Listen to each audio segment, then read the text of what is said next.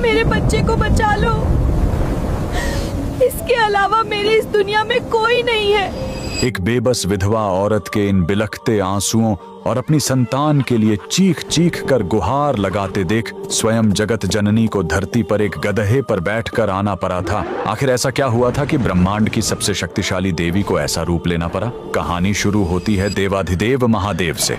पुराणों के अनुसार जब शिव जी अपने सबसे भयंकर रौद्र रूप में थे तो उनके क्रोध और तीसरे नेत्र की गर्मी से पूरा ब्रह्मांड जलने लगा था। उसी क्रोध की अग्नि से उनके माथे से ऊर्जा की एक बूंद जमीन पर गिरी, जिसे शिव का पसीना कहा गया। और क्योंकि वह बूंद सिर्फ क्रोध और भयंकर गर्मी से बनी थी, इसलिए धरती पर गिरते ही उससे एक ऐसे खूंखार राक्षस का जन्म हुआ जिसके अंदर ब्रह्मांड की सारी बीमारियां और बुखार भरा हुआ था। ज्वरासुर शिव का अंश होने के कारण देवताओं के बड़े बड़े अस्त्र शस्त्र भी इस राक्षस पर बेअसर थे। अपनी राक्षसी शक्तियों के घमंड में आकर उसने पूरी दुनिया में चेचक और जानलेवा बुखार जैसी महामारियां फैला दी। धरती सचमुच आग की तरह जलने लगी। हर गांव, हर घर में मासूम बच्चे इस भयंकर बीमारी और गर्मी से तरप तरप कर जान देने लगे। चारों तरफ हाहाकार मच गया। तब अपने भक्तों की ये चीख पुकार और उस बेबस मां के आंसू देखकर साक्षात देवी आदि शक्ति का हृदय कांप उठा।